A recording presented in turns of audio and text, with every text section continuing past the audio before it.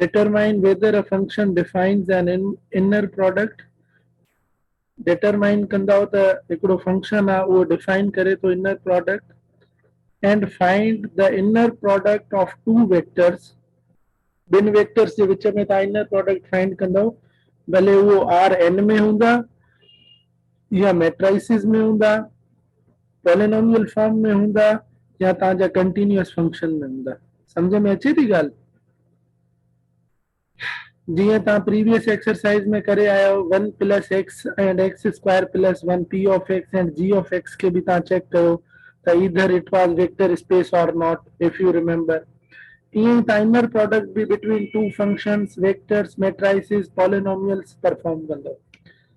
हाणे हिन में तो चए फाइंड एंड ऐं ॿियो तव्हां इहो फाइंड कंदो, only two things are here. Find an orthogonal projection. Orthogonal याद है ना, कल पढ़ियो हुयो? जी सर, हाँ डॉट प्रोडक्ट 0 हो जाए या हाँ परपेंडिकुलर हो जाए। शाबाश। 90 डिग्री ते प्रोजेक्शन हिकिड़े वेक्टर जी ॿिए वेक्टर ते, मतलब जीअं तव्हां वटि हिकिड़ो वेक्टर आहे u and another vector is v, how you will find out orthogonal projection of one vector on another vector, like this is vector, how you will find out its orthogonal projection of this vector onto this vector. You will learn two things in this exercise. तो dot हिन में ॾिसो पुट, हिन में तो चए पियो this exercise, hey exercise ईअं ई आहे जीअं तव्हां कल्ह वारी पढ़ी, हिन में बि को वधीक डिफिकल्ट थिंग्स न आहिनि। हिन में तो चए in section 5.1 the concept of length, distance and angle were extended from R2 to Rn। 5.1 में तव्हां इहो पढ़ियो, तव्हां प्रीवियसली R2 ताईं पढ़ी आयो। हाणे हिन में छा हुयो, 5.1 में तव्हां R3 जे विच में बि डिस्टेंस फाइंड कयो ऐं एंगल्स बि फाइंड कयूं, means from 2 tuples to 3, 4 and 5 tuples even you solved yesterday. And this section extends these concepts one step further to general vector spaces by using the idea of an inner product of two vectors. Now you are already familiar with one example of an inner product. The color dot product padi aaya, this was also a type of inner product. Clear all? All clear? Clear है sir. So in Rn the dot product called the Euclidean inner product. ये जेका dot product हुई जेका तव्हां कल्ह कई, that was called Euclidean inner product, is only one of several inner products. इहा छा आहे, हिकिड़ी inner product आहे, केतिरी inner products मां this was only one inner product that can be defined on Rn. To distinguish between the standard inner product and other possible inner products, चाहे तो standard जेका inner product हूंदी आहे उन में बैकग्राउंड में वॉइस पियो अचे। वो वटा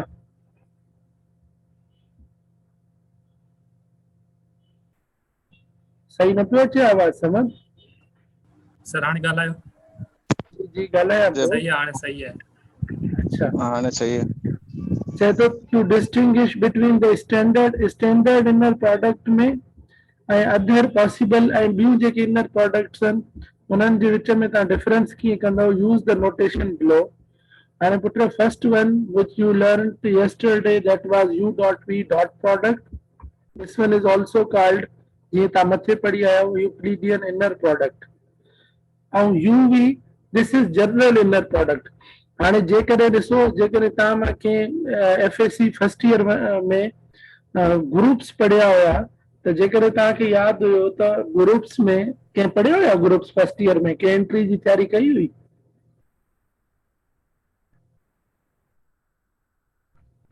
तव्हां कंहिं ग्रुप्स पढ़िया आहिनि पुट? जी सर पढ़िया आहिनि। समझ तव्हां पढ़िया आहिनि? फर्स्ट ईयर में डिटेल में न पढ़ा आहिनि, बाक़ी अच्छा सर फर्स्ट ईयर में डिटेल में न पढ़ा आहिनि, बाक़ी एंट्री में थोरो इंट्रो ॾिनो आहे, माना शॉर्ट फॉर्म्स वगैरह एमसीक्यूज जे हवाले सां। सही। अच्छा ग्रुप्स जो कॉन्सेप्ट तव्हांखे आहे? अमजद ऐं गर्ल्स तव्हांखे आहे पुट? कोमल, लारेब, तव्हांखे ग्रुप्स अचनि ना थोरा घणा, कॾहिं पढ़िया आहिनि? ये सर पढ़िया हुया लेकिन थोड़ा हाणे कॉन्सेप्ट विसरी आहिनि। अच्छा हाणे ॾिसो पुट ग्रुप्स में छा हूंदो आहे मतलब हे थोड़ो लिंक्ड आहे इन जो कॉन्सेप्ट बाक़ी ही टोटली डिफरेंट थिंग आहे ग्रुप्स का पर इन जो कॉन्सेप्ट कीअं लिंक आहे ही जेको जे थोरो घणो पढ़ियो आहे उहो सम्झी वेंदा यू डॉट वी जीअं हिते ॾिए थो पियो चए थो पियो this is general inner product for a vector this is general inner product हाणे हिते छा आयो if dot is given simply what you were doing u1 v1 plus u2 v2 do you remember this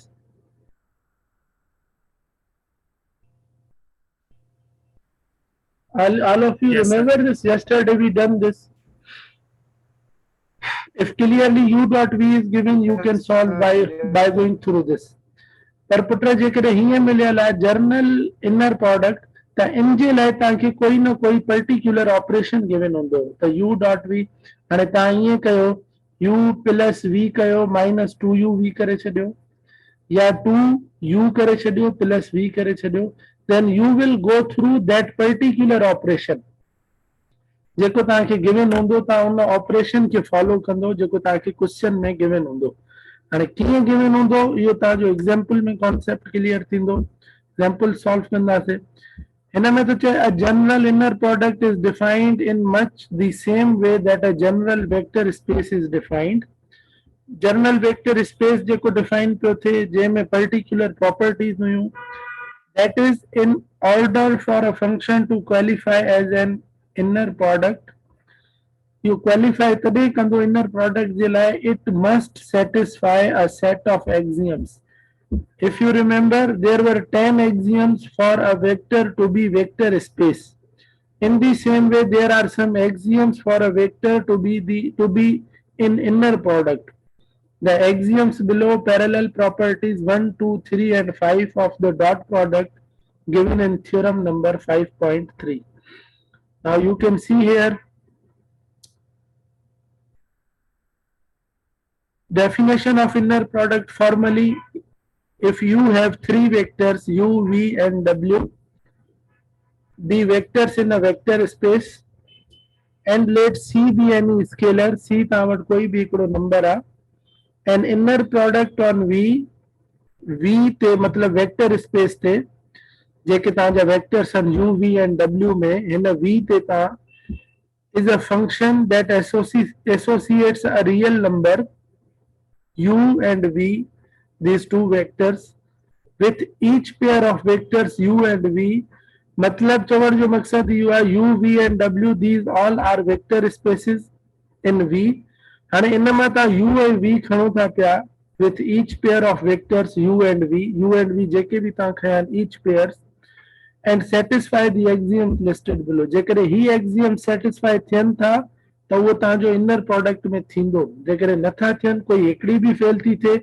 it does mean that is not an inner product got it sir जी sir जेको 3 में आ C scalar product आ त उहा सिर्फ U सां छो थो थिए वी सां थियण खपे न सर हा त वेट कयो न उन एक्सियम्स ते अचूं था न हाली त डेफिनेशन सम्झ में आई जी सर हा हाणे ॾिसो फर्स्ट वन आहे U V is equal to V U जेको बि तव्हांखे ऑपरेशन मिलियल आहे जीअं मां तव्हांखे ॿुधायो if there is a common dot product त तव्हां यू ऐं वी जी डॉट प्रोडक्ट कंदो वी एंड यू जी डॉट प्रोडक्ट कंदो जेकॾहिं आंसर सेम आहे त फर्स्ट सेटिस्फाई हाणे कल्ह जेकॾहिं तव्हांखे यादि हूंदो when we were solving this U minus V magnitude में जॾहिं कयूं पिया U minus V into U minus V त हिन जे विच में छा पियो अचे U square minus vu minus u and v minus v and u and plus magnitude of v then we were adding these both minus 2 uv do you remember this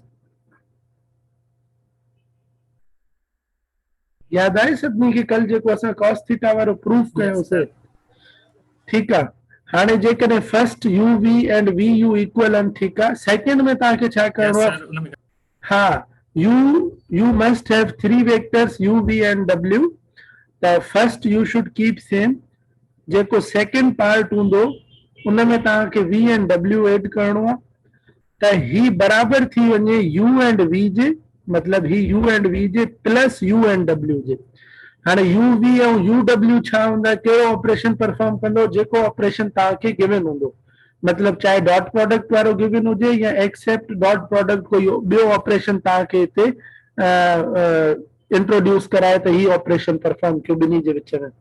जीअं let suppose मां तव्हांखे चवां a binary operation b which is equal to 3a plus b, मतलब ही binary operation आहे। जीअं मां तव्हांखे ग्रुप्स जी ॻाल्हि कई त ग्रुप्स में प्लस मल्टीप्लाई खे छॾे करे अञा ॿिया बि बाइनरी ऑपरेशन इंट्रोड्यूस थिया आहिनि। चए थो जॾहिं ॿिनि नंबर्स जे विच में तव्हां बाइनरी ऑपरेशन कराईंदव त उहो बाइनरी ऑपरेशन तव्हां ईअं परफॉर्म कंदव 3 टाइम्स a मतलब 2 इन में एड करे छॾींदो b जो जेको बि वैल्यू आहे लेट सपोज 3 आहे त 6 प्लस 3 इट विल बी 9। ॾिसो न ही मल्टीप्लिकेशन आहे, न ही एडिशन आहे, न डिवीजन आहे, न सब्ट्रैक्शन आहे। This is another type of binary operation which you have to follow, that multiply 3 in first and then add second one in its product, then you will get 9। in the same way जेको तव्हांखे u ऐं v ते operation मिलियल आहे तव्हांखे उहो perform करणो आहे। अचो हाणे थर्ड ते, थर्ड में इहा ॻाल्हि थो करे पियो त c is any scalar u and v which is equal to cu, v। हिन जो मक़सदु इहो आहे त जेको स्केलर आहे उहो सिर्फ़ु तव्हां फर्स्ट में मल्टीप्लाई कंदव, सिर्फ फर्स्ट में मल्टीप्लाई कंदव। मतलब हेॾे ॾिसो राइट साइड छा आहे सी यू एंड वी। हाणे ही जेको सी आहे हे सी त इन्हनि ॿिन्हिनि सां प्रोडक्ट में आहे, यू सां बि आहे ऐं वी सां बि आहे। पर राइट साइड जॾहिं हे सी तव्हां इन्हनि में प्रोडक्ट कंदव राइट साइड में छा थींदो, C is only in multiplication with first one. सिर्फ सी पहिरें सां मल्टीप्लाई करे रखंदव ऐं ॿियो सेम रखंदव, your answer must be same. मतलब जीअं हिते 2 आहे, हिते 3,4 आहे which is equal to 2, 3,4, 2 will be multiplied only with this first term, not with this second term। ही हिन जो एक्सियम आहे इनर प्रोडक्ट जो। समझ में अचे थी ॻाल्हि? जीअं हिते सेकंड एक्सियम में छा थो करे पियो, v प्लस w खे सेकंड में एड थो करे पियो। अच्छा फर्स्ट में एड छो नथो करे पियो, u प्लस v ऐं w छो नथो रखे पियो, which is equal to uv plus uw छो नथो करे पियो। मतलब फर्स्ट में एड नथो करे, v जेको आहे it will be added in second component. ईअं ई जेको c आहे it will be multiplied with first component. ऐं असांखे जेके हिन जा एक्सियम्स असां चेक कंदासीं, कंहिं बि सेट खे चेक कंदासीं, हुन में असां जेको स्केलर हूंदो उनखे सिर्फ़ु फर्स्ट में मल्टीप्लाई कंदासीं, सेकंड में न कंदासीं, छो त एक्सियम में असांखे प्रॉपर्टी ईअं मिलियल आहे। ठीकु आहे? सर रिजवान के ऐड कर क्लास में सर, मैसेज तो करे। ठीकु आहे उमेर? जी सर, रिजवान के ऐड कजो सर क्लास में। हाँ हाँ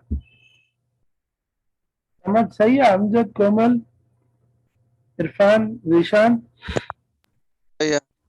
ये मां तव्हांखे मथे एग्जांपल ॾिनो ग्रुप्स जो त जी सर, ठीक है। थ्री फर्स्ट में एड कयो, सेकंड त उहा 3 मल्टीप्लाई बी में न पियो करे, ए में जीअं ऑपरेशन तव्हांखे मिलियल आहे हिते ऑपरेशन ईअं मिलियल आहे त स्केलर जेको हूंदो that will be multiplied only in first vector not in second vector.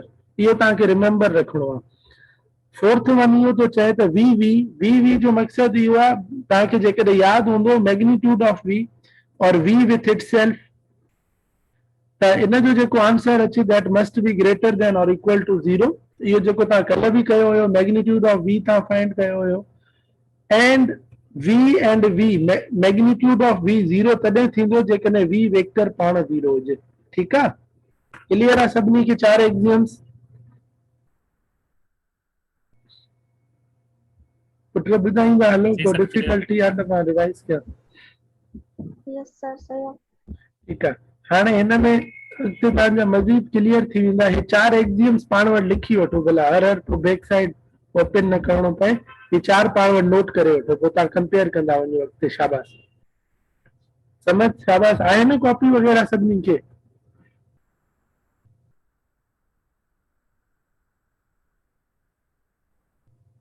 Ji sir, copy रख शाबाश शाबाश, पढ़ना कर। गुड।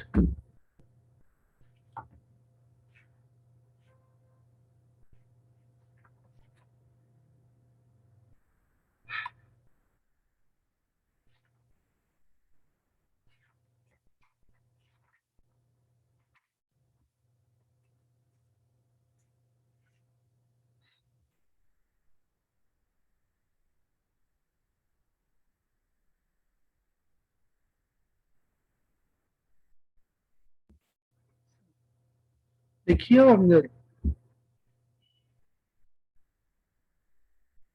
लिखो ना सर लास्ट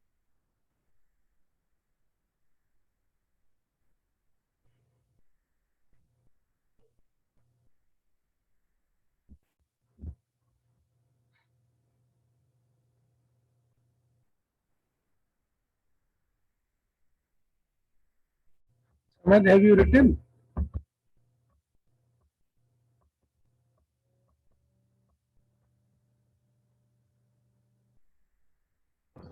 सर एग्जांपल करना पे फर्स्ट ना ना मां चयो तव्हांखे इहो नोट कयो सिर्फ़ु एग्जाम्स बस। यस जी सर सर वो दिया छॾियो। ठीकु आहे। हाणे इहे एग्जाम्स शायदि हर क्वेश्चन में यूज़ थींदा न। हाणे हिन में ॾिसो पुट हिकिड़ो ईअं जनरली हिकिड़ो ॾिए थो पियो तव्हांखे कोई पर्टिकुलर वेक्टर नथो ॾिए पियो। हिन में मज़ीद तव्हांजो क्लियर न थींदो, क्लियर वरी कमिंग एग्जाम्पल्स में थींदो। हिन में तो चए show that the dot product in Rn 1 tuple 2 3 4 tuples satisfy the four axioms of inner product. In Rn the dot product of two vectors हाणे Rn जी ॻाल्हि थो करे त n tuples u1 u2 up to un, v is v1 v2 up to vn of an inner product. Inner product means here dot product थो ॾे पियो, show that dot product मतलब जेको ऑपरेशन थो ॾे पियो that is dot product. The dot product तव्हां कल्ह कई हुई u1 with v1 u2 with v2 and plus up to so on. कल्ह इहो तव्हां कयो हुयो। हाणे चए थो by theorem number 5.3 you know that this product satisfies the required four axioms which verifies। हाणे चए थो ही axioms जेके आहिनि ही satisfy कंदा 5.3 थ्योरम में तव्हांखे कल्ह इहो पढ़ी बि आया हो त ही axioms हिनखे satisfy कंदा। 5.3 थ्योरम छा थो चए पियो? हाणे हिन में तो चए पियो u dot v v dot u जे बराबर आहे। कल्ह जेको 5.3 थ्योरम तव्हां पढ़ियो हुयो डिस्कस बि कयोसीं। Associative property be satisfied in u dot v and up to so on, distributive property and scalar product with u dot v and c ॾिसो हिते फर्स्ट में मल्टीप्लाई थियल आहे ऐं उन में सिर्फ़ु हिन जो हिकिड़ो पार्ट आहे। ॾिसो हिन में c u dot v आहे, हिते सिर्फ़ु c u dot v आहे, फर्स्ट जो पार्ट आहे। ऐं हिते वरी सेकंड में बि मल्टीप्लाई करे थो पियो, u खे अलोन थो रखे पियो, सिर्फ़ु हेसी ताईं हू प्रॉपर्टी आहे त c मल्टीप्लाई कयो सिर्फ़ु फर्स्ट में, सेकंड सेम रखो।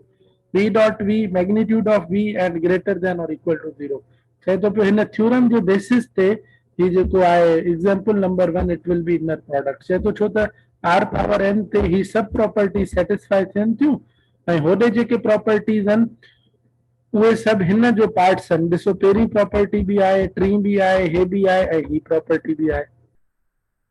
आहिनि न इहे चार प्रॉपर्टीज, उते सिर्फ़ु ही हिकिड़ी प्रॉपर्टी आई थिंक न आहे।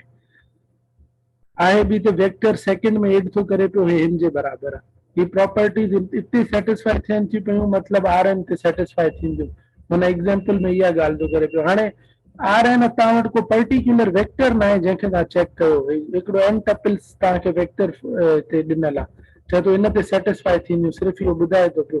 हाणे कीअं सेटिस्फाई थींदियूं, हिननि जो मेथड छा आहे सेटिस्फाई करण जो, इहो हाणे अॻियां एग्जाम्पल्स में वधीक एलेबोरेट थी वेंदो।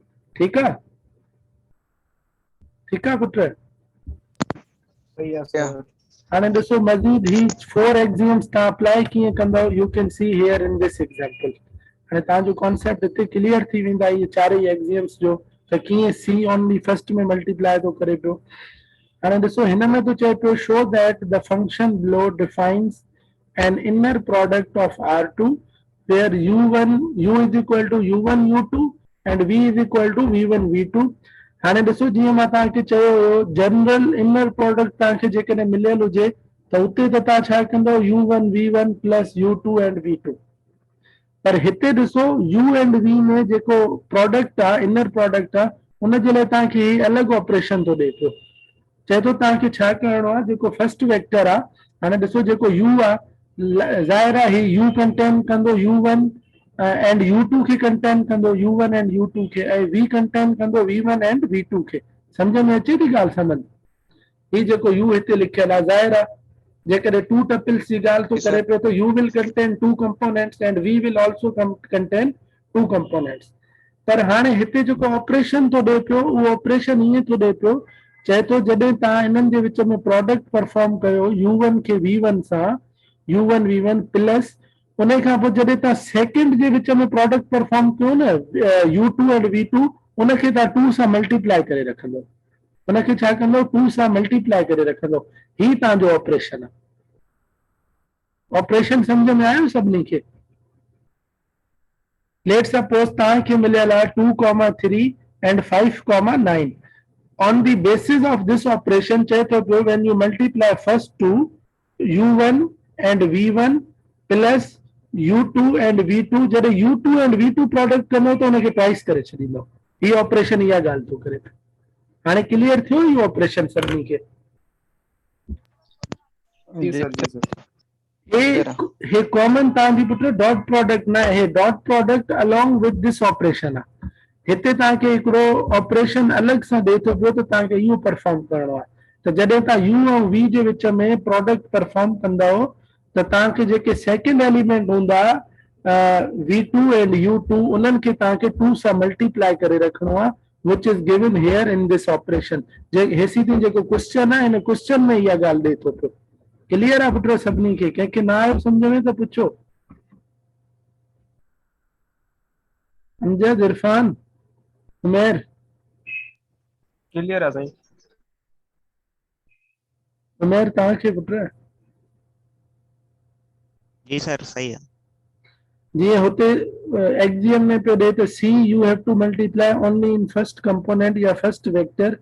हिते हीअं तव्हांखे ऑपरेशन थो ॾेई छॾे त तव्हांखे मतिलबु जॾहिं तव्हां सेकेंड कंपोनेंट्स पाण में प्रोडक्ट कंदो त उन्हनि खे ट्वाइस करे रखंदो। हाणे इहो प्रोसेस तव्हां हर प्रोडक्ट में फॉलो कंदो। हिन क्वेश्चन में जिथे जिथे तव्हां डॉट प्रोडक्ट परफॉर्म कंदो हर प्रोसेस में तव्हांखे इहो फॉलो करिणो आहे। हाणे हिन में ॾिसो कीअं on the basis of this given operation inner product in R2। हाणे फर्स्ट प्रॉपर्टी छा पई चए असांखे? तव्हां वटि लिखियल आहे फर्स्ट प्रॉपर्टी पई चए UV must be equal to VU। UV ऐं VU पाण में बराबर हुजनि। इहा हुई फर्स्ट प्रॉपर्टी। हाणे हिन में ॾिसो U, this U will contain what? This U, obviously this U will contain U1 and U2। After that this V will contain what? V1 and V2। हाणे जॾहिं तव्हां हिननि ते परफॉर्म कंदव त हे त सिधो सो तव्हांजो ऑपरेशन आहे त U1 V1 plus 2 U2 and V2। हे त थी वई लेफ्ट हैंड साइड। हाणे हिन में तो चए first there must be V, मतलब V खणंदो V1 and V2, V1 and V2 ऐं डॉट प्रोडक्ट परफॉर्म कंदो U1 and U2 J which में। त छा थी वेंदो V1 U1 plus V2 U2। त हिते सेकंड कंपोनेंट V2 U2 आहिनि, हिननि सां 2 मल्टीप्लाई थी वेंदी। त ॾिसो हे 2 U2 V2 and 2 V2 and U2, this and this one are equal or not? Yes sir equal. Equal. त फर्स्ट प्रॉपर्टी सेटिस्फाई थी वई। मतलब जाते जाते हाणे हिते त जनरली प्रूफ थो करे पियो। तव्हां कोई बि एलिमेंट खणंदो न त एलिमेंट्स में भी ये प्रूफ थी वेंदो। लेट सपोज तव्हां 2,3 खणो था U खे ऐं तव्हां 1,2 खणो था V खे। हिनखे प्रूफ कयो पोइ हिनखे तव्हां कम्यूटेटिव करे प्रूफ कजो लाइक 1,2 एंड 2,3। त ॿिन्ही जो आंसर सेम ईंदो। ॾिसो 2 time 1 is 2, 2 time 1 is 2 plus 3 time 2 is 6, 6 time 2 is 12। केतिरो थी वियो 14। हाणे हिनखे चेक कयो जी। सर 2 टाइम 6 is 12, 14 थींदो न या न थींदो? जी सर 14 थींदो। 1 time 2 is 2 plus 3 time 2 is 6, 6 time 2 is 12, 12 plus 2 14। त ॾिसो हिन में 2,3 एंड 1,2 इंटरचेंज कयासीं त आंसर ॿिन्ही में 14 अची वियो।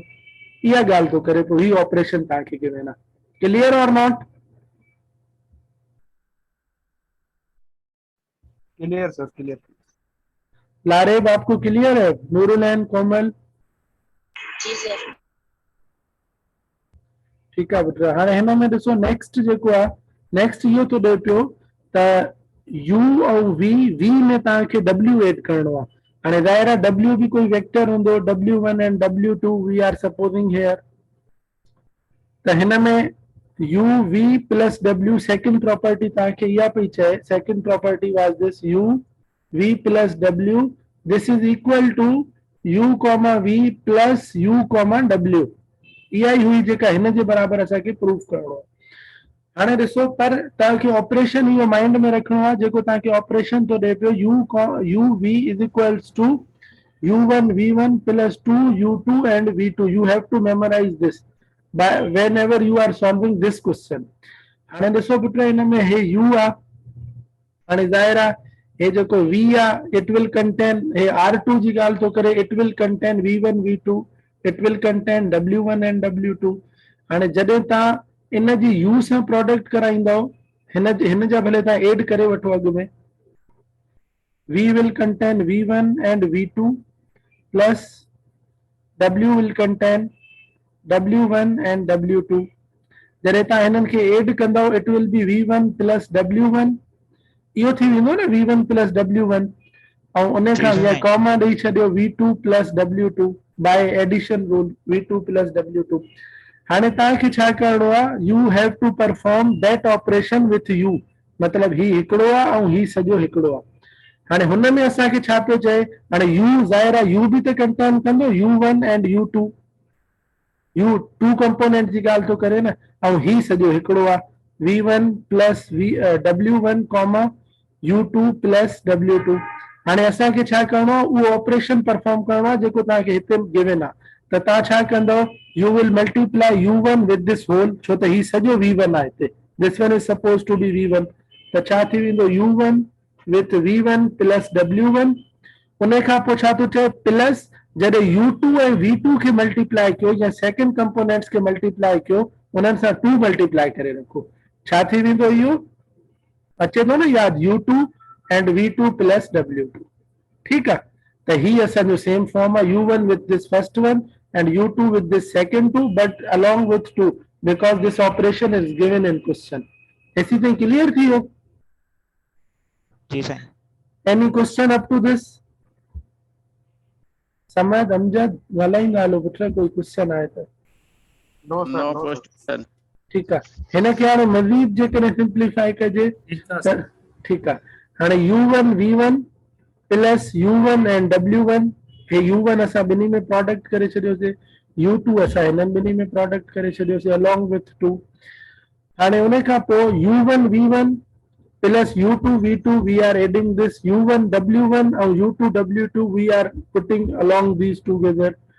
हाणे ॾिसो, तव्हांखे जेको ऑपरेशन मिलियल हुयो उहो ऑपरेशन सिंपली ही हुयो, u1 v1 u2 v2, त ही कंहिंजे बराबरि हुयो, u कॉमा v जे, छो त जेकॾहिं तव्हांखे ही ऑपरेशन मिलियल आहे तव्हांखे हिन जे बराबरि रखिणो आहे, त हिन सॼे जी जॻह ते मां रखी छॾियो u v, ऐं हिते ऑपरेशन कंहिंजे विच में परफॉर्म थियल आहे, u and w J which में, छो त u जा ॿ कंपोनेंट्स हूंदा u1 and u2 ऐं w जा ॿ कंपोनेंट्स हूंदा w1 and w2। इन्हनि जे विच में जॾहिं ऑपरेशन परफॉर्म कंदो दिस फॉर्म विल अकर, त इन खे मां इनक्लोज करे सघां थो by using this like u comma w। त सेकंड प्रॉपर्टी चए बि इहा पई त u comma v plus w is equals to this thing, hence proved second property. Clear और नॉट?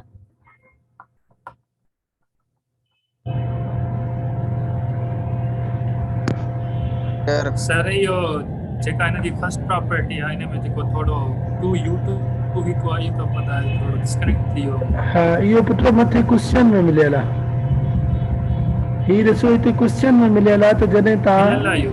हा हे ॾिसो ही ऑपरेशन तव्हांखे मिलियल आहे, त जॾहिं तव्हां प्रोडक्ट कराईंदव न u and v जी डॉट प्रोडक्ट, त सेकंड में तव्हांखे सेकंड कंपोनेंट्स जॾहिं पाण में प्रोडक्ट थींदा त तव्हांखे ट्वाइस करे रखणा। हूअं ॾिसो तव्हां कल्ह इहो पढ़ियो न, u v is equals to u1 v1 plus u2 and v2, इहो पढ़ियो कल्ह तव्हां, dot product between u and v। अॼु चए थो पियो त हे ऑपरेशन आहे हिन क्वेश्चन में ओनली, त जेको सेकंड कंपोनेंट आहे उनखे ट्वाइस करे रखंदो, त जाथे जाथे सेकंड कंपोनेंट पाण में मल्टीप्लाई थींदा उते तव्हांखे 2 मल्टीप्लाई करे रखणो पवंदो। ठीकु आहे? ठीकु आहे, ठीकु आहे। समझ अमजद हेसी ताईं क्लियर आहे या न? Clear sir, clear. Yes, sir. ठीकु आहे। ऐं हिननि खे असां पाण में छो था रखूं पिया, छो त पुट हिन में u1 आहे, ज़ाहिर आहे हिन जो सेकंड पेयर विल कंटेन u2, ऐं हिन सां गॾु v1 आहे and also along with v2, त हिन खे पाण में रखंदासीं, u1 ऐं w1 एंड सेकंड पेयर हे पाण में रखंदासीं। त ही ॾिसो, ही उहा ई फॉर्म आहे जेको मथे तव्हांखे ऑपरेशन मिलियल आहे, त हिन सॼे खे बंदि करे इनक्लोज करे तव्हां हीअं रखी सघो था ऐं हिन खे इनक्लोज करे तव्हां हीअं रखी सघो था hence left and right hand side are equal. Umer clear आहे तव्हांखे? जी सर। हाणे ही थर्ड एंड फोर्थ प्रॉपर्टीज तव्हांजे साम्हूं लिखियल आहिनि, हिननि खे सम्झो हे छा थो करे, इहो ई ऑपरेशन परफॉर्म थो करे। शाबाश। पोइ मूंखे ॿुधायो त how 3 and 4 are going to be proved. शाबाश शाबाश शाबाश।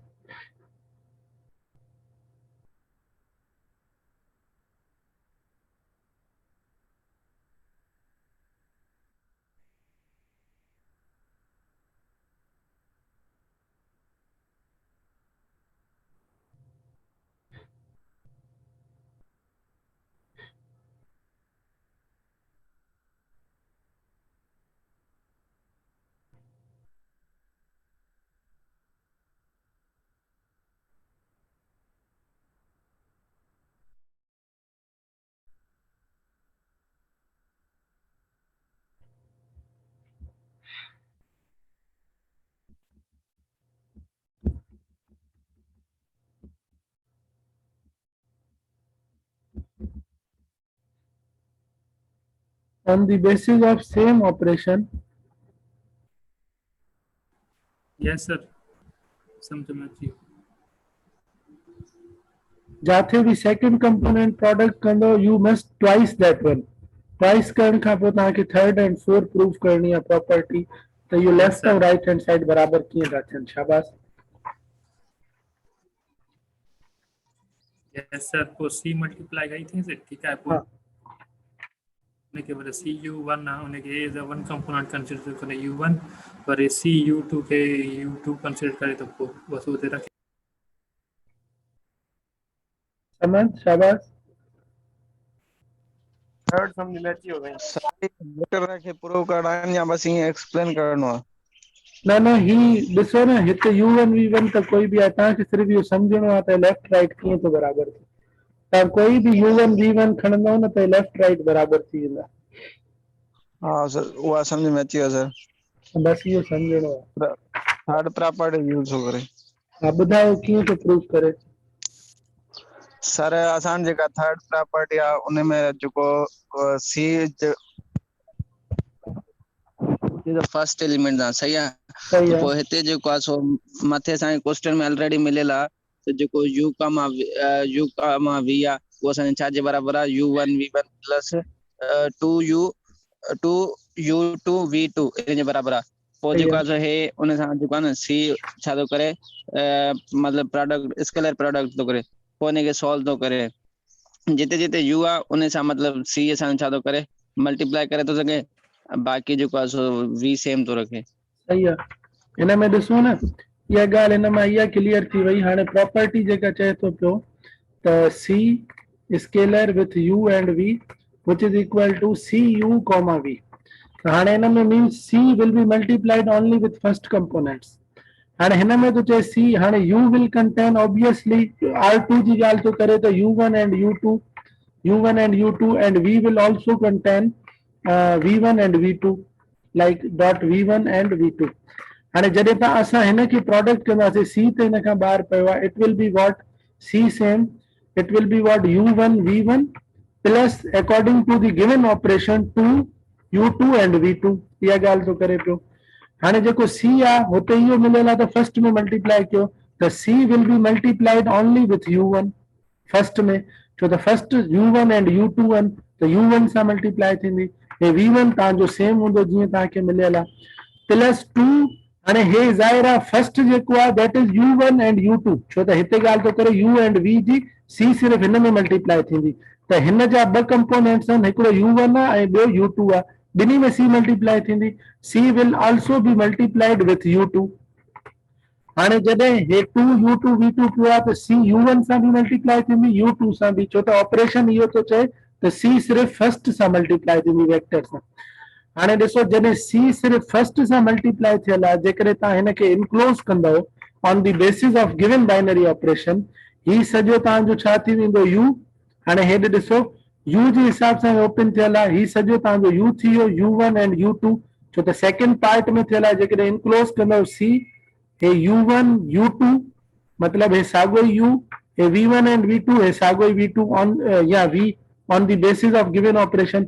हाणे हे जेका c आहे ॾिसो सिर्फ़ u सां u1 and u2 सां, त हे जेको u आहे u1 u2 will be contained by this u, u1 ऐं u2 इन में हूंदा, मतलब c सिर्फ़ हिन में मल्टीप्लाई थियल आहे, हिते u1 में आहे हिते u2 में आहे, त हे cu थी वेंदो comma v, hence proved this is equal to this left hand side। जेकॾहिं v सां मल्टीप्लाई थियल हुजे हा त u छॾे c v रखी छॾियो, जेकॾहिं बाइनरी ऑपरेशन इहो चए हा 2 v1 and u1 plus u2 and v2, जेकॾहिं ही ॻाल्हि करे हा त c सिर्फ़ हिन सेकंड कंपोनेंट सां मल्टीप्लाई थिए हा, त पोइ असां ईअं रखी छॾियूं हा, छो त c जिथे बि हुजे हा उहो v सां मल्टीप्लाई थिए हा, हिते फर्स्ट जी ॻाल्हि थो करे त फर्स्ट सां इनक्लोज कंदासीं। ठीकु आहे, समझ क्लियर आहे गर्ल्स, तव्हां सभिनी खे क्लियर आहे? क्लियर है। ईअं फोर्थ वन आहे, फोर्थ प्रॉपर्टी इन जी लास्ट इनर प्रोडक्ट जी v विथ v। हाणे हिते बि तव्हांखे उहो ई मेथड करणो पवंदो, त when second components are going to be multiplied it must be twice, 2 times, त साॻियो ई हाणे v1 हाणे v सेम आहे, v1 के v1 सां कंदव it will contain 2 components v1 and v2, जॾहिं v1 के v1 सां मल्टीप्लाई कंदव it will B v1 square, v2 के v2 सां v2 square but twice, but what 2 times, त ज़ाहिर आहे जॾहिं इन जो तव्हां मैग्नीट्यूड कढंदव it will be greater than और equal to 0, moreover this expression या वरी हिन स्क्वायर जे करे तव्हां v1 जो कोई बि वैल्यू वठंदव that will be greater than और equal to 0, moreover this expression is equal to 0, 0 सिर्फ़ तॾहिं थींदी जॾहिं v तव्हांजो कंप्लीटली 0 हूंदो, मतलब हिन जा तव्हांजा ॿई एलिमेंट्स कंपोनेंट्स 0 हूंदा तॾहिं। These are 4 properties of inner product.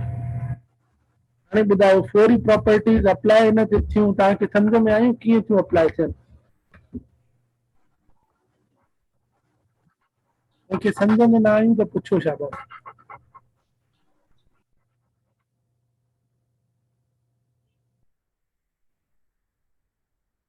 Case पुट ॿुधायो, कंहिंखे न आयूं सम्झ में त पुछो, u ऐं v तव्हां कोई बि वेक्टर खणी चेक कंदव त बि प्रूफ थी वेंदा। ठीकु आहे, अॻिते हलूं, सभिनी खे अची वियो सम्झ में?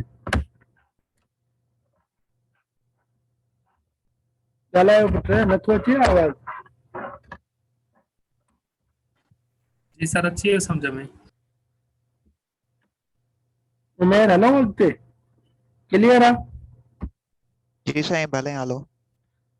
जेको बाइनर इहो इनर प्रोडक्ट जो ऑपरेशन उते मिलियल हुयो त first and second vector J second components खे ट्वाइस करणो आहे, हिते वरी थोरो चेंज कयो वेंदा, त जॾहिं तव्हां u ऐं v जी इनर प्रोडक्ट कंदव त u1 v1 ते कंदव त तव्हां हिते r3 जी ॻाल्हि थो करे पियो, there will be 3 elements 3 components in u and v, त जेके सेकंड कंपोनेंट पाण में प्रोडक्ट कंदव उन्हनि खे माइनस करे रखंदव, -2 टाइम्स u2 v2, थर्ड खे प्लस करे रखंदव, इन जे बेसिस ते प्रूव कयो त ही इनर प्रोडक्ट आहे या न आहे। समझ में आयो क्वेश्चन? यस सर समझ में आयो। हाणे हिन में इहो तव्हांखे ॿुधाइणो आहे त ही छा आहे इनर प्रोडक्ट, जे न आहे त कहिड़ी प्रॉपर्टी फेल थिए थी पई। तव्हां भले हिन खे प्रूव कयो, कोई बि हिकिड़ो वेक्टर खणी करे, तव्हां 2 वेक्टर्स खणी करे हिन खे उन जे बेसिस ते प्रूव कयो, शाबाश। सही आहे समझ? जी सर सही है। ये प्रूव करे ॾेखारियो, फेल थो थिए त फेल करे ॾियो या त शो करे ॾियो, शाबाश। कोई भी वेक्टर खणो u जा ऐं v जा, शाबाश, इन 3 कंपोनेंट्स।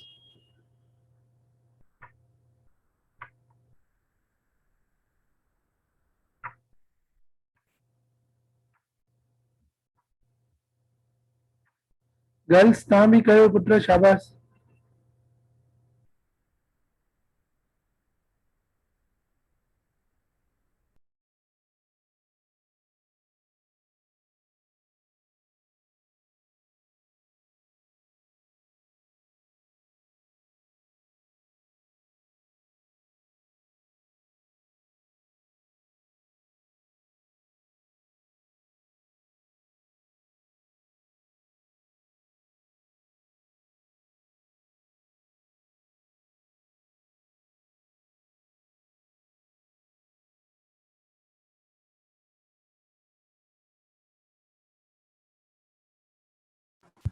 सर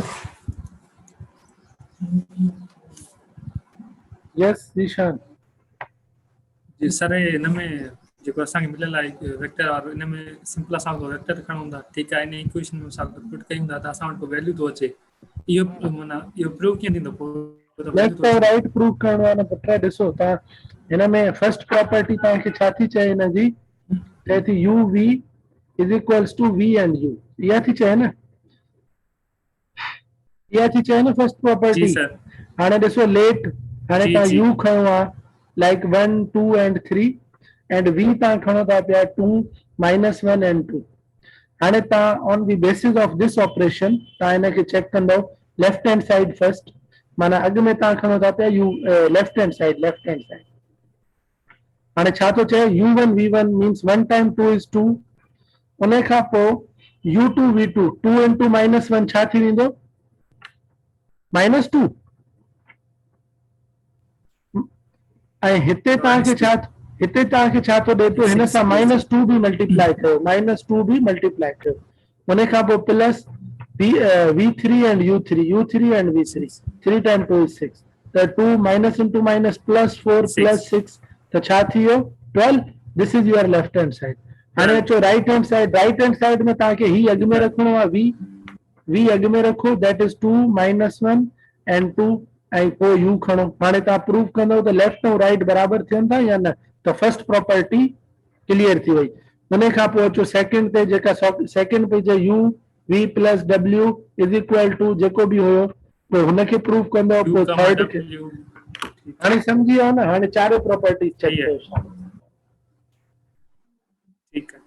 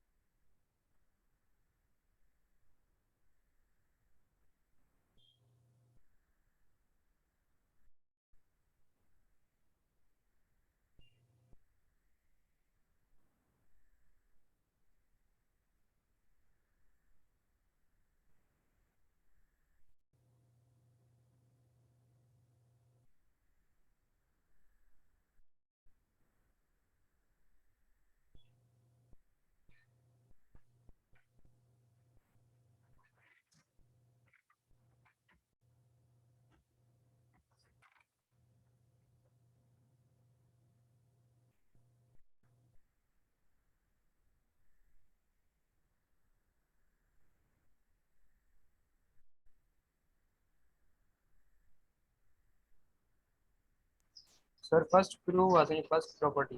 हा सही आहे, फर्स्ट त प्रूफ थींदी।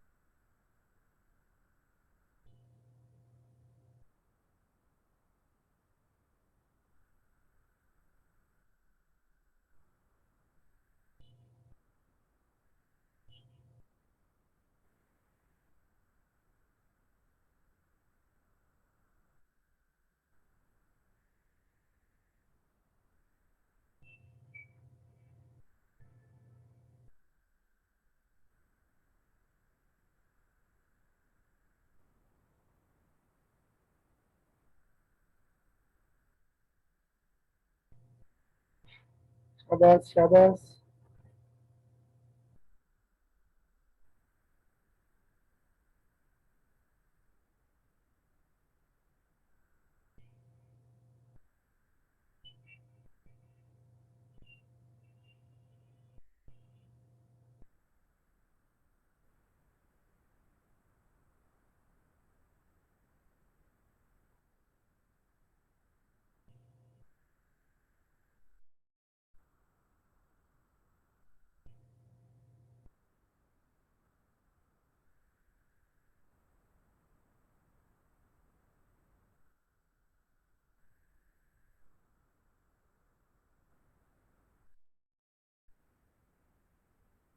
उमेर थी वियो?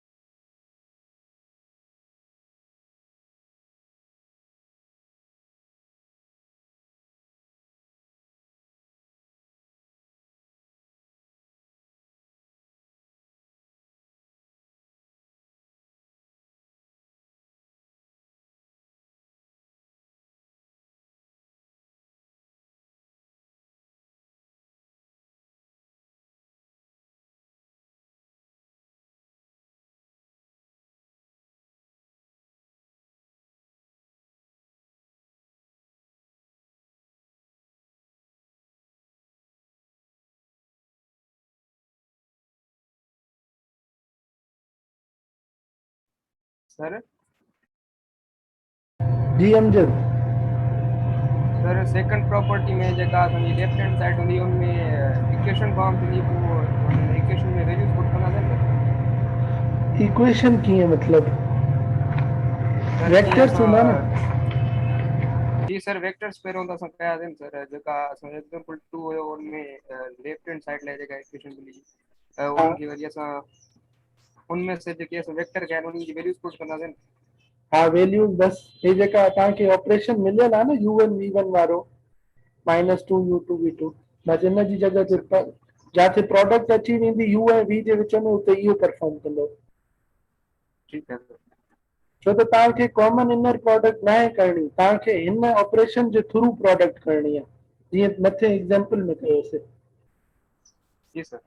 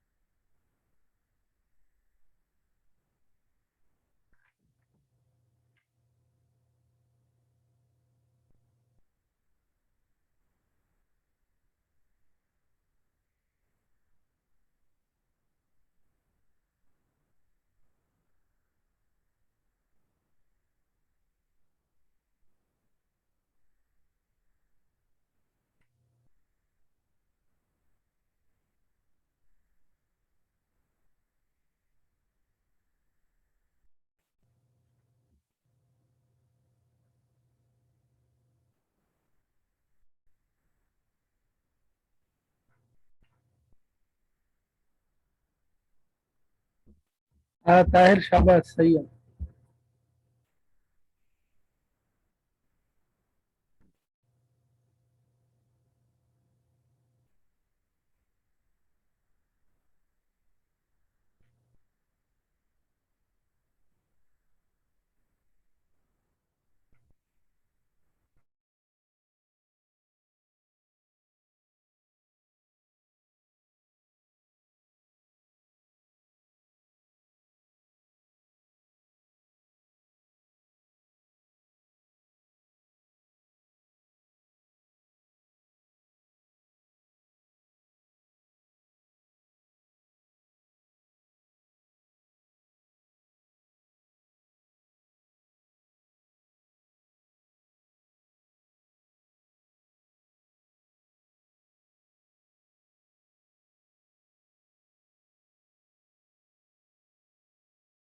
Yes, other students, शाबाश। ईशान छा थियो? उमेर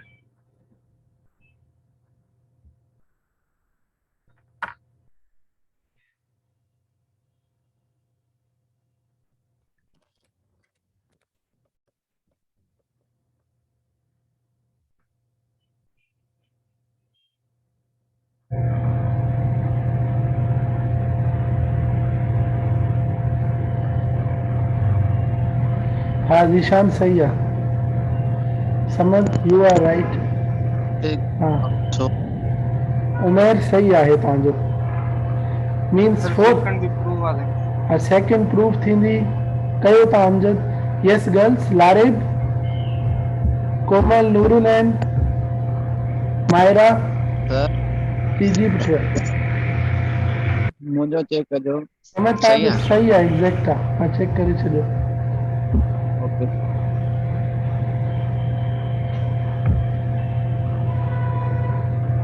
Why this is not satisfied? Reason, लारिब।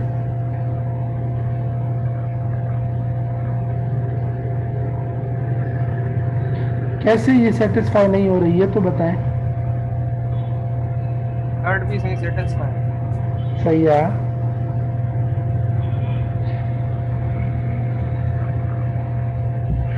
शाबाश शाबाश। रिजवान, हाँ फिर ठीक है लारिब।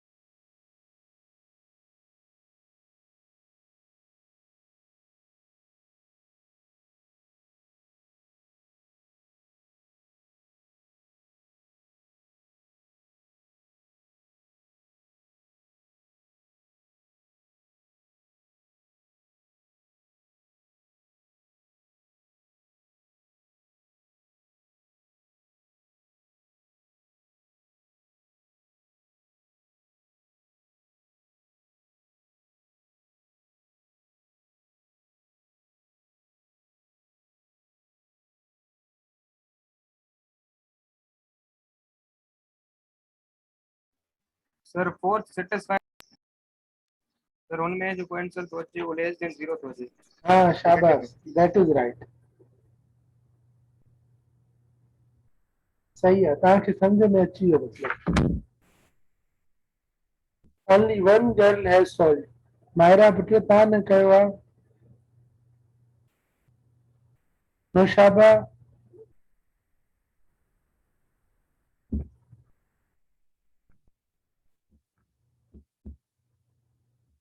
ये कल जेको टॉपिक पढ़ियो हो उन वांगी प्रोडक्ट आहे, सिर्फ़ इन में ऑपरेशन तव्हांखे पर्टिकुलर गिवन हूंदो।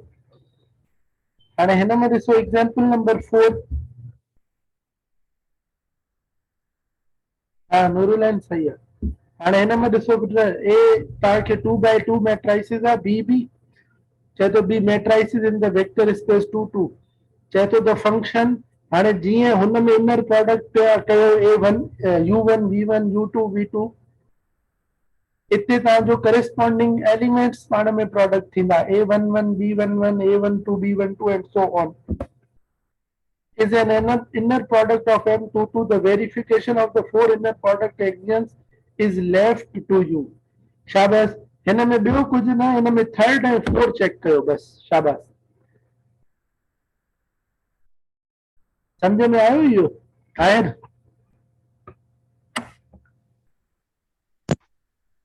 ये रिपीट कर। ये मां सर इहो समझ थो में चवां, अची वियो। हितां जा 2x2 मैट्राइसिस आहिनि। लाइक हिकिड़ो हे U आहे 1 2 -1 0, तव्हां ॿियो खणो V 1 2 1 1, ऐं तव्हांखे W टियों खणणो पवंदो। लाइक लेट सपोज चारई जे तव्हां चेक कयो त 0 1 1 एंड 2।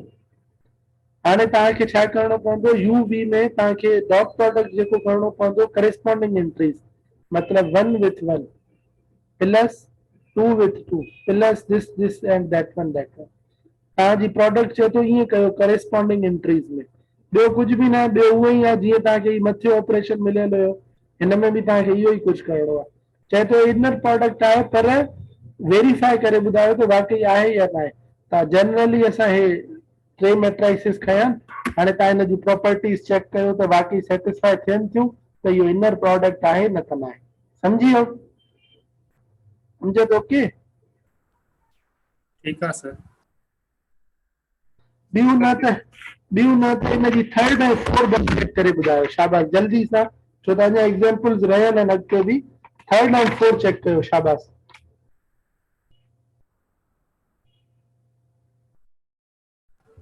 सर सी को भी स्केलर नंबर खणो। हाँ ज़ाहिर आहे, सी इज एनी स्केलर। शाबाश शाबाश।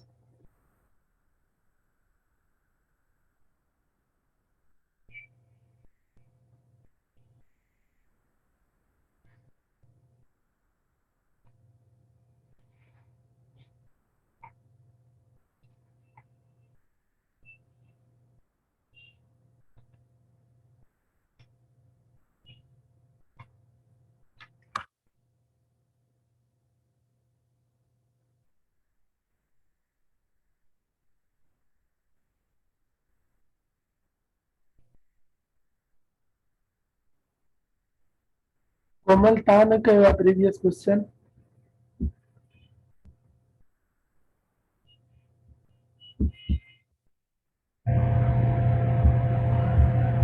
Komal is not here.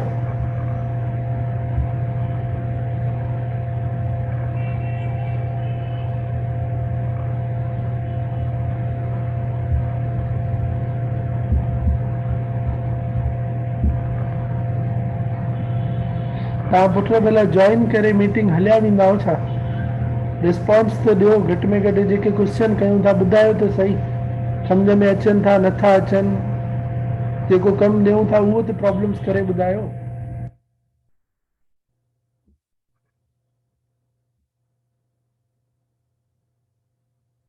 Answer त न ॾिनो हुयो, हाणे ॿुधायो था।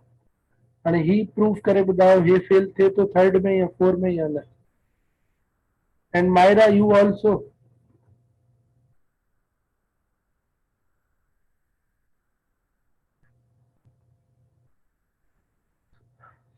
शाबाश शाबाश।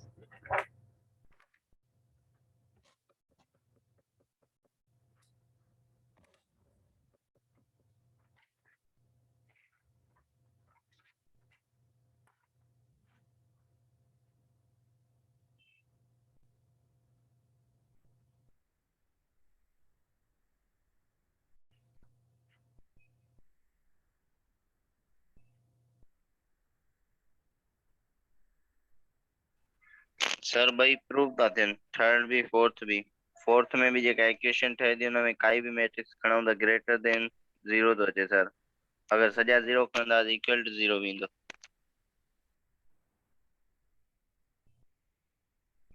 ॿुधायो। थर्ड भी प्रूव तो थे, फोर्थ भी प्रूव तो थे। फोर्थ में जेका इक्वेशन ठहे थी b11 whole square plus b12 whole square plus b21 whole square plus b22 whole square, त हिन में के भी असां वैल्यू खणूं b जा त असांजो आंसर जेको ईंदो उहो greater than or equal to 0 ईंदो त प्रूव थिए सर।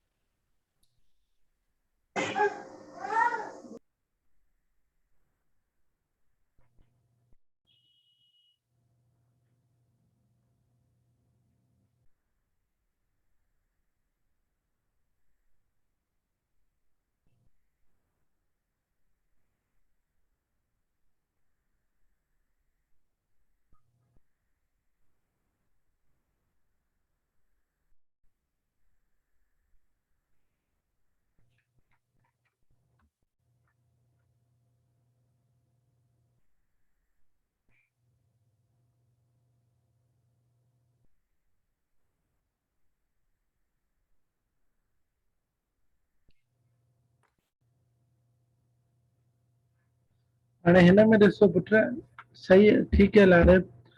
हिकिड़ी ॿी शइ हिते मां तव्हांखे ॿुधाए छॾियां त ही जेको असां फाइंड कया आहिनि प्रीवियस क्वेश्चन में, हिन में छा हुयो त हे जेका फोर्थ प्रॉपर्टी असांखे बेसिकली जेका चए थी पई उहा थी चए त magnitude of V.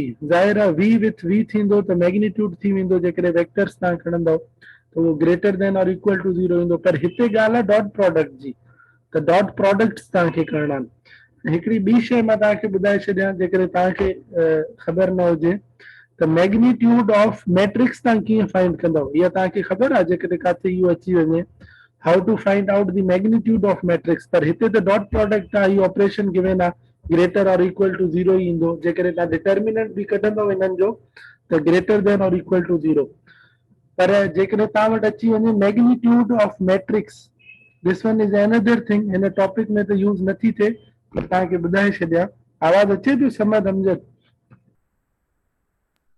Yes, sir, आवाज अचे थो। हाणे ॾिसो तव्हां वटि let suppose magnitude of matrix A ही ॿ मैट्राइसिस आहिनि we have to find out its magnitude त असां छा कंदासीं पुट ही जेको फर्स्ट हूंदो न मैट्रिक्स हिन जो ट्रांसपोज कंदव ही सेम हाणे तव्हां छा कंदव A transpose multiply by A कंदव A transpose multiply by A matrix हाणे लेट सपोज ही तव्हां वटि आहे 1 ट्रांसपोज करण खां पोइ या ए तव्हांखे थो अचे पियो 1 1 2 and 3 और ओरिजिनल जेको मैट्रिक्स आहे दैट इज 1 2 1 and 3 मतलब ही ए आहे हिन जो ट्रांसपोज आहे असां हिन खे पाण में प्रोडक्ट कयोसीं 1 टाइम 1 is 1 याद आहे न matrix multiplication plus 1 time 1 is 1 1 time 2 is 2 Yes, sir. 1 time 3 is 3 दादा कॉलम्स हिते 2 नेडे 2 रो 2 time 1 is 2 3 time 1 is 3 2 time 2 is 4 3 time 3 is 9 त असां हिन जो ट्रेस फाइंड कंदा आहियूं 2 थियो हे 5 थियो हे 5 ऐं हे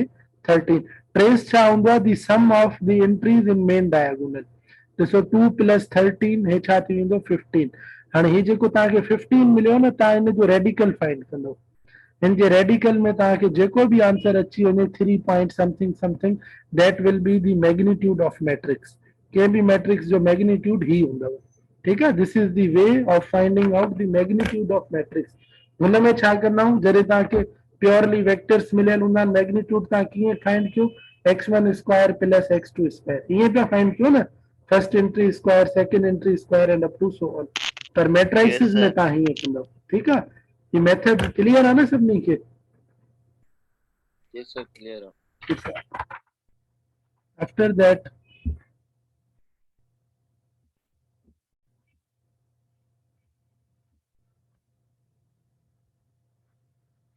हाणे अचो पुट हुन में जीअं मथे पे चए त आर पावर एन में या वरी पॉलिनोमियल इक्वेशंस में या फंक्शंस में तव्हां चेक कीअं कंदव inner product defined by definite integral calculus असां हिनखे डेफिनाइट इंटीग्रल कैलकुलस छो था चऊं समझ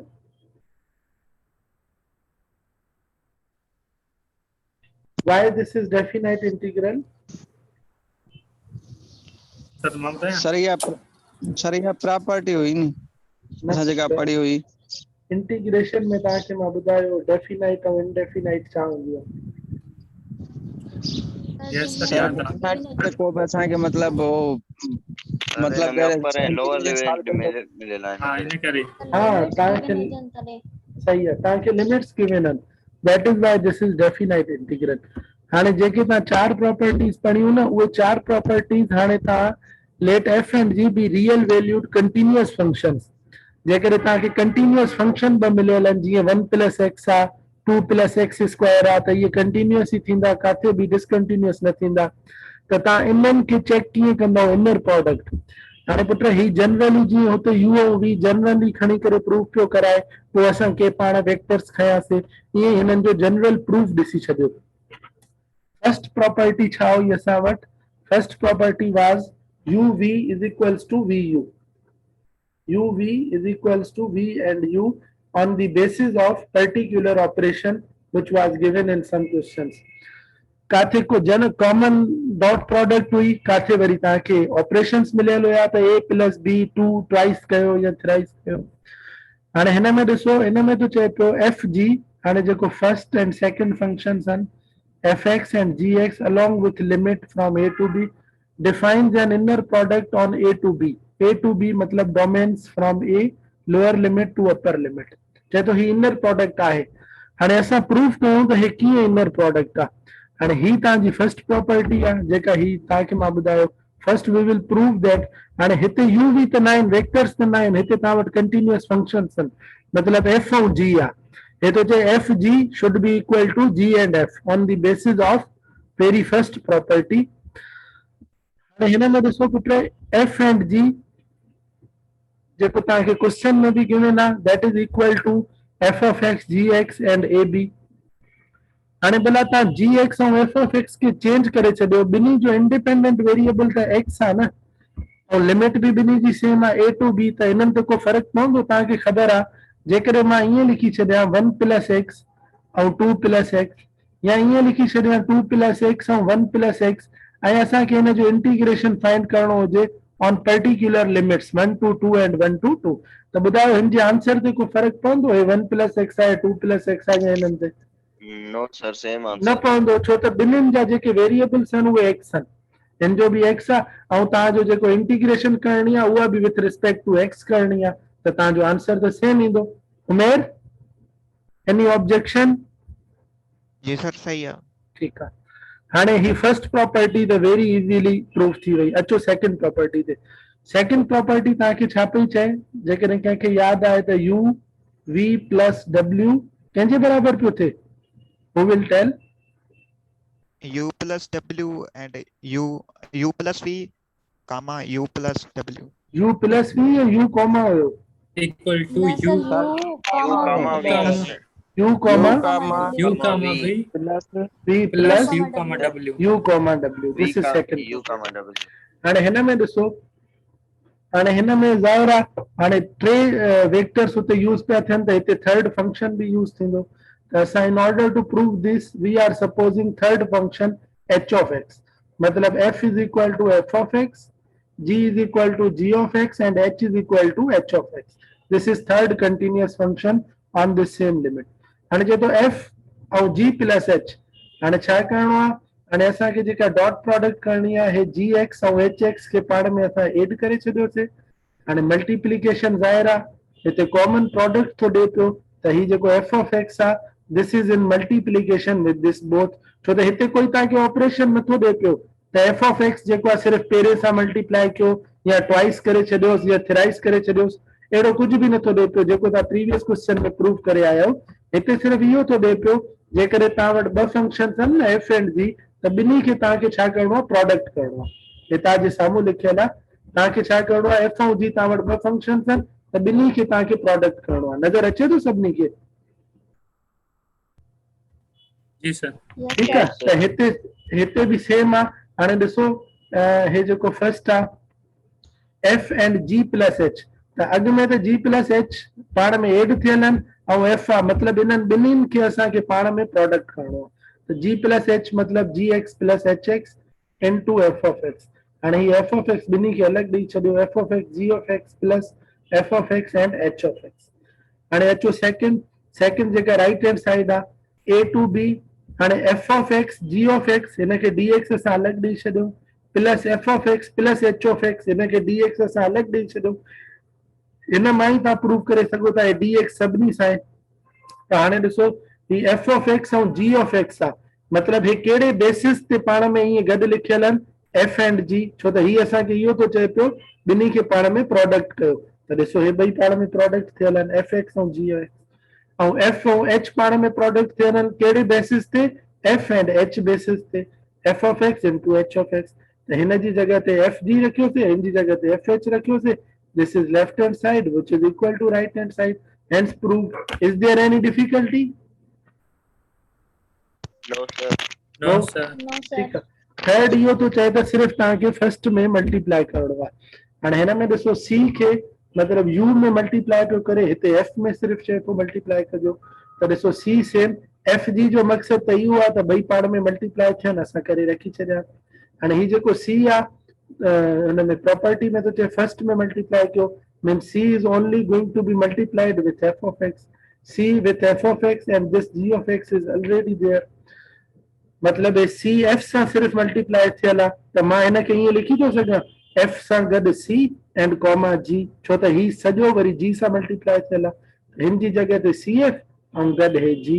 सो this is left hand side, this is right hand side. Is there any difficulty? No sir. No sir. Easily proved. अचो हाणे फोर्थ प्रॉपर्टी ते चए थो, फोर्थ प्रॉपर्टी छा पे चए? v and v it should be greater than or equal to 0। हाणे f of x with f of x square, ज़ाहिर आहे जॾहिं स्क्वायर आहे त तव्हांजो जेको फंक्शन हूंदो उनमें भले तव्हां ए ऐं बी तव्हांजा नेगेटिव वैल्यूज़ बि अची विया, लेट सपोज ए माइनस बी तव्हांजा माइनस में बि अची विया, हिन स्क्वायर जे करे छा थी वेंदो, पॉज़िटिव थी वेंदो। मतिलबु जीअं तव्हां वटि ईअं आहे x minus let suppose x square, हाणे तव्हां वटि कोई बि लिमिट आहे 0 to 1 आहे या कोई बि, तव्हांजो हिते answer limits upper limit minus lower limit put करण खां पोइ -2 थो अची वञे, त हिन स्क्वायर जे करे छा थी वेंदो, प्लस जो 4 थी वेंदो। त ही ॻाल्हि थो करे पियो इज़ ग्रेटर देन और equal to 0। Hence these are the 4 properties basically. Clear or not? Yes sir, clear. F with F, ज़ाहिर आहे F with F हिते Yes, ॻाल्हि sir, थो करे clear. पियो f of x के f of x सां त स्क्वायर अची वियो, जॾहिं तव्हां हिन जी इंटीग्रेशन फाइंड कंदव स्क्वायर जी इंटीग्रेशन, त हिन जी f of x जी इंटीग्रेशन फाइंड कंदव, upper limit lower limit put कंदव हिन में, स्क्वायर जे करे तव्हांजो पॉज़िटिव थी वेंदो, ऐं पॉज़िटिव थी वेंदो मतिलबु तव्हांजो ग्रेटर देन इक्वल टू 0 आहे, ऐं 0 तव्हांजो तॾहिं थी वेंदो जॾहिं तव्हांजो कोई बि हिकिड़ो फंक्शन 0 हुजे, लाइक f of x 0 हुजे, या हिन लिमिट्स मां कोई तव्हांजी ॿई त 0 नथियूं थी सघनि, या फंक्शन तव्हांजो 0 हुजे, if and only if f is 0। हिते चए थो पियो जेकॾहिं तव्हांजो फंक्शन 0 आहे तॾहिं ही तव्हांजो छा थी वेंदो, 0 फंक्शन इज इक्वल टू 0 जे बराबर थी वेंदो। क्लियर थी वियूं चारे properties? Yes sir. Yes, sir. उमेर क्लियर आहे?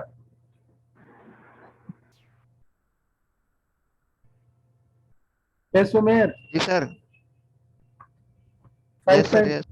5.7 तो चए theorem properties of inner products, and ही भी properties अथव inner product जूं, जेकॾहिं u v और w vectors आहिनि in inner product, and c कोई भी रियल नंबर आहे या स्केलर आहे, चाहे तो 0v is equals to v0, छो त 0 वेक्टर आहे हिकिड़ो हिते तव्हां वटि, त जेकी इनर प्रोडक्ट आहे that is u1 v1 u2 v2, त हे 0 आहे, let suppose this is 0 0 inner product with v1 and v2, the छा थी वेंदो, 0 time v1 is 0, 0 time v2 is 0, which is equal to 0, hence this is equal to 0।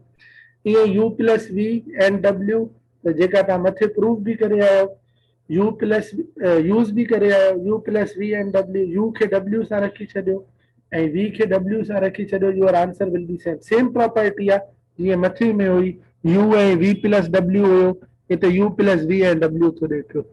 हिते वरी जेको scalar आहे इहो सेकंड सां प्रोडक्ट थियल आहे, इट मीन्स सी ऐं यू बि जॾहिं तव्हांखे मिलियल हुजे, ही जेको स्केलर आहे it will be only multiplied in this second property, that is C into V. ठीकु आहे, इहा बि प्रॉपर्टी हिन में थी सघनि थियूं इनर प्रोडक्ट्स जूं, इहे पाण में प्रूफ थींदियूं, इहे प्रूफ कयो त बि तव्हांजो इनर प्रोडक्ट थी वेंदो। ठीकु आहे,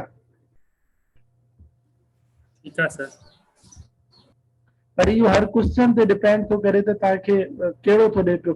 जेके बेसिक प्रॉपर्टीज़ आहिनि उहे इहे ई आहिनि जेके तव्हां मथे पढ़ी आहियो, ही हिननि प्रॉपर्टीज़ ते बि जेकॾहिं तव्हांखे चए त सेटिस्फाई थी सघनि थियूं। Definition of length, distance and angle पढ़ियो हुयव, नॉर्म कीअं फाइंड कंदव, मैग्नीट्यूड लाइक डिस्टेंस कीअं फाइंड कंदव फर्स्ट मां सेकंड, एंगल कीअं फाइंड कंदव U V upon magnitude of U and V, ऐं ऑर्थोगोनल कॾहिं थींदा आहिनि जॾहिं उन्हनि जो डॉट प्रोडक्ट 0 थिए। इहो सभु कुझु कल्ह पढ़ियो हो या न पढ़ियो? Yes sir, कल पढ़ियो सॼो हे इहो। कल्ह उहो यस सॼो सर, पढ़ियो कल। इहो उनजो रिवीजन अथव कल्ह वारे जो। इन खां पोइ हाणे ही अचो पॉलिनोमियल्स p q ऐं तव्हांखे कुझु गिवन आहिनि। हाणे हिन में थो चए इन exercise 34 you are asked to show that p of x polynomials and find each quantity। हाणे हिन में ॾिसो तव्हांखे p and x जेके आहिनि ही गिवन आहिनि, सिंपली तव्हांखे ही जेको कुझु चए थो पियो तव्हांखे प्रूफ करणो आहे, त वेरी सिंपल। हाणे हिन में डॉट प्रोडक्ट आहे p and q, छो त कोई असांखे ॿियो ऑपरेशन नथो ॾे पियो। p असां वटि छा आहे 1 माइनस 2x स्क्वायर, ऐं q असां वटि छा आहे 4 माइनस 2x स्क्वायर। तव्हां हिनखे रीअरेंज करे बि रखी सघो था। हाणे जीअं होॾे u1 एंड v1 प्रोडक्ट पिया थियनि, हिते तव्हांजा कोएफिशिएंट्स प्रोडक्ट थींदा, हुते u2 v2 पिया थियनि।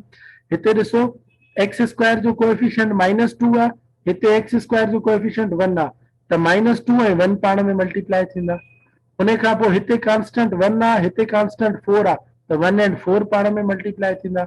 हिते x जो कोएफिशिएंट -2 आहे, हिते x आहे ई न, त -2 multiply by 0, your answer will be 2। This is inner product of this polynomial equation and this polynomial equation। Clear थी वियो सभिनी खे? यस सर क्लियर है पुट कंहिंखे तो क्लियर न हुजे multiply त करणा पुछो हाँ बस कोएफिशिएंट्स मल्टीप्लाई करणा कंहिंखे Yes, नथो sir. हुजे क्लियर त पुछो गर्ल्स क्लियर है सर क्लियर है ये second third Q and R जो क्यू जो magnitude and distance P and Q ये बी सी बी करे ॾेखारियो शाबाश जल्दी कयो